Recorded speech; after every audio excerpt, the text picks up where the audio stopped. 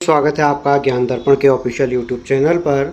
तो दोस्तों, इससे पहले हम राजा लक्ष्मीचंद तक के बारे में बात कर चुके थे, जिस समय में पीरू गोसाई, संग्राम कार्की और विनायक भट्ट लक्ष्मीचंद के शासनकाल में कुमाऊं के शासन में अपना स्थान बना चुके थे। तत्पश्चात क्या हुआ, राजा दलीप चंद या दिलीप चंद राजा बना। इनका शासनकाल मात्र 3 वर्षों का रहा। 1621 से लेकर के 1624 तक ये कुमाऊं के राजा बने। क्या क्या इनके शासनकाल में हुआ, ये आप लोग ध्यान से पॉइंट नोट करते रहिए। लक्ष्मीचंद की मृत्यु के पश्चात उसका पुत्र दलीप चंद राजा बना। पहला पॉइंट ये है, यह 3 वर्षों के शासनकाल में गंगोली के पंत व उपरीतियों के आपसी द्वंद्वों को सुलझाने में ही रहा। यानी जितना शासनकाल रहा, इस टाइम पे विद्रोह हो रहा था, उस विद्रोह को ये सुलझाने में रहा। अगला बिंदु है, लेकिन कुछ समय पश्चात क्षय रोग के कारण यानी टीबी के कारण राजा दलीप चंद की मृत्यु 1624 में हुई। और इसी के शासनकाल में एक कहावत प्रचलन में आई, बिना पंथ के चाले ने, क्योंकि आयोग कोई भी किसी भी प्रकार का प्रश्न पूछ सकता है। तो दोस्तों ये ध्यान दीजिएगा, इससे पहले हम 2-3 वीडियो बना चुके हैं। पूरा चंद वंश, इसके बाद हम पंवार वंश, गोरखा शासन, उसके बाद हम हिंदी के बारे में या उत्तराखंड के कल्चर, नदियों के बारे में हम लोग वीडियो बना चुके हैं। तो ज़रूर एक एक पॉइंट देखिएगा, पूरा डिटेल वाइज पॉइंट, कोई भी पॉइंट इसमें छूट नहीं सकता है, कोई भी छोड़ा नहीं जाएगा। तो देखिए अगला राजा दोस्तों विजयचंद बना। मात्र 1 वर्ष के लिए ये राजा बना था। यह गद्दी पर बैठते समय जब यह अत्यधिक भोग और विलासी यह शासक था, जिस कारण शासन प्रशासन की बागडोर दरबारियों के हाथों में चले गई, जिसमें विनायक भट्ट, पीरू गोसाई और संग्राम कार्की थे, जो कि लक्ष्मीचंद के शासनकाल में आ चुके थे। लेकिन यहाँ पे धीरे धीरे अब ये दरबार में भी पहुँच गए हैं। विजयचंद ने बड़गुजर की पुत्री के साथ विवाह किया, लेकिन कुछ समय पश्चात रसोई दरोगाओं और राज चेलियों ने विजयचंद की हत्या कर दी। विजयचंद को इन्होंने खाने में जहर दे करके मार दिया। यानी इससे पहले का राजा क्षय रोग के कारण मरा। अब जो ये राजा विजयचंद है, इसको खाने में जहर डाल करके मार दिया गया। अगला राजा बना दोस्तों त्रिमल चंद। काफ़ी 1-2 बिंदु इसमें काफ़ी महत्वपूर्ण हैं। विजयचंद के पश्चात उसका पुत्र त्रिमल चंद गद्दी पर बैठा। इसी का भाई नारायण चंद नेपाल भाग गया, क्योंकि इस समय राजकुमारों की क्या हो रही थी, हत्या हो रही थी। दोस्तों ये आपको ध्यान देना है। फरत्याल धरा नारायण चंद को लेकर नेपाल चला गया और मेहर धरा त्रिमल चंद को लेकर के श्रीनगर आ गया। यानी जो राजकुमारों को किस प्रकार से ये संग्राम करके जो दरबार में गुट बन गए थे, इन गुटों के पश्चात ये 2 भाई भाग गए थे। कुछ समय पश्चात मेहर दल ने पहले त्रिमल चंद को क्या कर दिया था, राजा घोषित कर दिया था। त्रिमल चंद ने संग्राम कार्की को मरवा कर विनायक भट्ट को अंधा करवा दिया, क्योंकि ये जानता था अगर ये जो षड्यंत्रकारी हैं ये दरबार में रहेंगे तो इसकी भी हत्या कभी भी कर सकते हैं। तो सबसे पहले इसने संग्राम कार्की को मरवाया, विनायक भट्ट को अंधा करवा दिया तथा पीरू गोसाई को आत्महत्या करने के लिए निर्वासित कर दिया। और जो भी विश्वासघाती राज्य में थे, उन सभी विश्वासघातियों को क्या किया था, इसने मार दिया था। उत्तराधिकार संघर्ष के कारण त्रिमल चंद ने महीपति के दरबार में शरण ली थी। यानी यह कुमाऊं का राजा क्या हुआ, गढ़वाल में लेकर के, गढ़वाल का राजा महीपति सा था इस समय पे। और इसने क्या किया था, गढ़वाल में रसोई दरोगाओं के लिए 16 सख्त नियम बना दिए थे।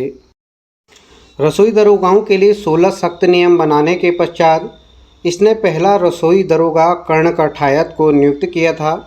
सन 1635 में त्रिमल चंद और महीपति के मध्य कोसी नदी का मैत्री युद्ध हुआ। काफ़ी महत्वपूर्ण बिंदु है यहाँ पे, 1635 होगा दोस्तों। त्रिमल चंद और महीपति के मध्य कोसी नदी का मैत्री युद्ध हुआ, जिसमें महीपति की क्या हो गई, पराजय हो गई। अगला बिंदु है दोस्तों, त्रिमल चंद का कोई पुत्र नहीं था। इसने विजयचंद के समय हुए अत्याचार से बचे अपने वंशजों का पता लगवाया था। यानी जिस समय राज्य में विद्रोह हो रहा था, अपने वंशजों का क्या किया था, पता लगवाया था। अगला बिंदु है, इसने नीलू गोसाई के पुत्र बाजा गोसाई का पता लगाया, जिसे गोद लेकर के अपना उत्तराधिकारी नियुक्त कर दिया था। दोस्तों ये ध्यान देना है। अब इसके बाद जो बाजा गुसाई था वो बाज बहादुर चंद के नाम से कुमाऊं का अगला शासक बनता है। बाज बहादुर चंद का समय काफ़ी लंबा रहा, 1638 से लेकर के 1678 तक यह कुमाऊं का राज्य बना। अयोग्य चंद शासकों के कारण 1638 में बाजा गुसाई बाजा चंद के नाम पर गद्दी पर बैठा। ये करेक्शन कर लेना, बाजा चंद के नाम पर गद्दी पर बैठा। इसके शासनकाल में कटेहर के जमींदार आए दिन तराई क्षेत्र में लूटपाट मचा रहे थे, जो बाज बहादुर चंद का शासनकाल था। बाज चंद अकेला इनका सामना करने में असफल था, इसलिए यह समकालीन शासक शाहजहां से मदद मांगने मुग़ल दरबार गया था। दोस्तों, इससे पहले भी राजा रुद्रचंद लक्ष्मीचंद जा चुके हैं मुग़ल दरबार।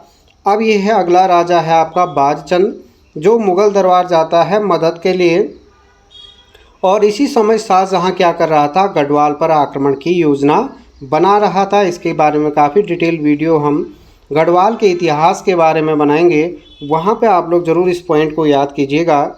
शाहजहां ने बाजचंद को गढ़ अभियान में शामिल होने का क्या दिया था, आदेश दिया।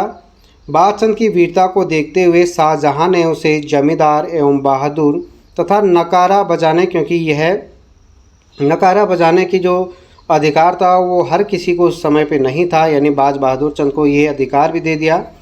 तथा रत्न जड़ित खिल्लत की उपाधि क्या किया था, प्रदान किया था। और तब से यह क्या कहलाया, बाज बहादुर चंद कहलाया।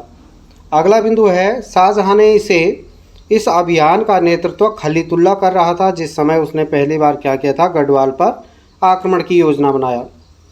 शाहजहां की मृत्यु के बाद अगर हम बात करें, उत्तराधिकार का युद्ध मुग़ल दरबार में होने लग गया। उत्तराधिकार के युद्ध में दारा शिकोह औरंगजेब से पराजित होता है। तत्पश्चात दारा शिकोह का पुत्र सुलेमान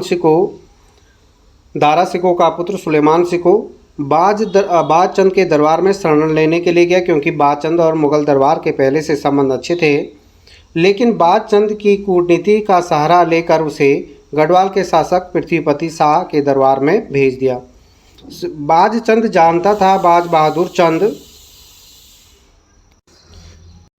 बहादुर चंद जानता था इस समय पर कि यदि वह सुलेमान शिकोह को शरण देता है तो शाहजहां के साथ कहीं ना कहीं इसकी दुश्मनी हो जाएगी, जो मित्रता है वो खराब हो जाएगी। तो काफ़ी सारा बहुमूल्य धन दे करके वो गढ़वाल के राजा की ओर क्या करता है, भेज देता है सुलेमान शिकोह को।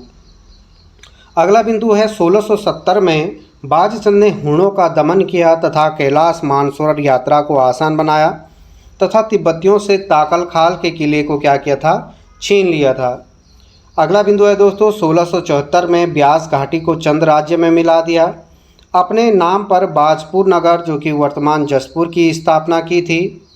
काफ़ी महत्वपूर्ण अगला बिंदु है, इसने भोटिया बुनकरों पर सिरती नामक नगद कर लिया। इस कर का प्रयोग यात्रियों के भोजन के लिए किया जाता था। इसने गढ़वाल पर विजय प्राप्त कर गढ़वाल की नंदा देवी मूर्ति को अल्मोड़ा के मल्ला महल में स्थापित किया। जिसे ट्रेल ने वर्तमान जगह स्थापित किया था। ये जो स्रोत हैं, कहाँ से ये बिंदु दिए गए हैं, यहाँ पे स्रोत भी मैंने आपको दिया है। इसने पिथौरागढ़ में एक हथिया देवाल नामक भवन बनाया, जिसकी बनावट एलोरा के कैलाश मंदिर जैसी है। और एक हथिया नौला जो मंदिर है दोस्तों, वो है आपका चंपावत में। ध्यान से इन बिंदुओं को देखिएगा। बाज बहादुर चंद ने भीमताल में भीमेश्वर मंदिर भी बनाया था। अल्मोड़ा में नंदा देवी मंदिर का निर्माण, कोसानी में पिनात के मंदिर का निर्माण, मुगलों के समान दरबार बनाने का इसने प्रयास किया। इसके अतिरिक्त कटारमल, पाली, महारुद्र देवालय व करगैत गांव में बद्रीनाथ मंदिर बनवाया था। औरंगजेब की नीति से प्रभावित होकर के इसने जजिया कर लगाया था। जजिया कर क्या होता है, गैर मुसलमानों से लिया जाने वाला कर। शिकारी कुत्तों के पालन पोषण के लिए कुकुरालो कर लगाया था। 1672 में बाजचंद ने नगीना को लूटा था, वहाँ पे आक्रमण किया। अंत में एक कहावत प्रचलन में आई, बरस भयो 80 बुद्धि गई नसी, अर्थात बूढ़ा अन्यायी और अत्याचारी राजा क्या हो गया था, मर गया। तो इस प्रकार से दोस्तों ये बाज बहादुर चंद के शासनकाल की महत्वपूर्ण घटना है। इसके पश्चात कुमाऊं का अगला राजा उद्योत चंद बनता है। 1678 से 98 तक ये राजा बना। क्या क्या इसके शासनकाल में हुआ इसको हम देखते हैं। बाचंद की मृत्यु के पश्चात उसका पुत्र गद्दी पर बैठा। उद्योगचंद ने 1678 में पवार राज्य के बधाणगढ़ पर आक्रमण कर यहाँ सत्ता स्थापित की। बधाणगढ़ युद्ध अभियान जो कि चमोली में है, इसका सेनापति मैसी साहू मारा गया। 1679 में चांदपुर गढ़ पर आक्रमण कर वहाँ भी लूटपाट मचाई थी। 1680 में गढ़वाल व डोटी शासकों के मध्य एक संधि हुई। राजा ने डोटी शासक व गढ़ राज्य को पराजित किया। उद्योगचंद ने अनेक स्थानों पर स्थानीय सैनिक छावनियों की निर्माण किया। 1682 में यह तीर्थ यात्रा के लिए प्रयाग गया, लेकिन इस समय डोटी के रेका राजा देवपाल ने कुमाऊं पर क्या किया था, पुनः आक्रमण कर दिया। उद्योगचंद ने वापस आकर देवपाल को पराजित किया तथा नेपाल की ग्रीष्मकालीन राजधानी अजमेरगढ़ पर क्या कर दिया था, इस समय अधिकार कर दिया था। लेकिन इस समय सेनापति हीरू देवबा भी मारा गया था। 1688 में उद्योगचंद और देवपाल के मध्य खैरागढ़ की संधि हुई, जिसमें देवपाल ने चंदों को कर देना स्वीकार किया। इससे पहले हम बात कर रहे थे दोस्तों, ये ध्यान देना कि सोमचंद यानी जब चंद वंश की स्थापना कुमाऊं में होती है तो कुमाऊं में क्या किया था, कुमाऊं में ये डोटियों को कर देते थे चंदों में, लेकिन बाद में उस कर को डोटी पर अधिकार करने के बाद बंद कर दिया था। अब डोटियों से कर लेना प्रारंभ किसने किया था, उद्योगचंद ने। अगला बिंदु है 1688 में उद्योगचंद और देवपाल के मध्य खैरागढ़ की संधि हुई, जिसमें देवपाल ने क्या किया था, चंदों को कर देना स्वीकार किया। और 1696 में इस संधि का उल्लंघन के पश्चात उद्योगचंद ने डोटी पर पुनः आक्रमण किया, जिसमें उद्योगचंद की पराजय हुई थी। ये आपको ध्यान देना। इस युद्ध का नेतृत्व शिरोमणि जोशी कर रहा था। काफी बार ये भी प्रश्न पूछा जाता है। आगे बढ़िए दोस्तों, इसी के शासनकाल में मराठी कवि मोस्ट इम्पॉर्टेंट पॉइंट है, मती रामचंद्र दरबार में क्या किया गया, सम्मानित किया गया। इसने अल्मोड़ा में उद्योगचंद्रेश्वर, पार्वतीश्वर, त्रिपुरा देवी, विष्णु मंदिर, सोमेश्वर महादेव मंदिर तथा तल्ला महल, ये काफ़ी महत्वपूर्ण है, मंदिरों का क्या किया था, निर्माण करवाया था। उद्योगचंद का एक ताम्रपत्र पिथौरागढ़ से प्राप्त हुआ, जिसमें उद्योगचंद की धाई माता की बीमारी का क्या था, उल्लेख हुआ है। इतिहास में इसे तपस्वी राजा भी माना जाता है। तो दोस्तों आज की वीडियो ये राजा उद्योगचंद के बारे में हमने पढ़ा था, इससे पहले के शासकों के यानी बाज बहादुर चंद के बारे में। तो प्रत्येक दिन पॉइंट टू पॉइंट आप लोग नोट्स बनाते रहिएगा। 2-3 बार वीडियो को सुनोगे तो याद भी हो जाएगा। इससे पहले हम 3-4 भाग बना चुके हैं चंदों के बारे में, तो पॉइंट टू पॉइंट याद करते रहिए। जो लोग स्टार्टिंग भी तैयारी कर रहे हैं उनके लिए भी काफ़ी महत्वपूर्ण ये वीडियो होने वाली है। तो ज़रूर सब्सक्राइब कीजिए, बेल आइकन ज़रूर, ताकि बार बार आपको ढूंढना ना पड़े, आपको पहले ही पता लग जाए कि क्या क्या इसमें मैटर दिया जाएगा। जो आने वाली परीक्षाएं हैं उसके लिए काफ़ी महत्वपूर्ण आपको यह मैटर दिया जाएगा। तो आप सभी लोगों का धन्यवाद। जय हिंद।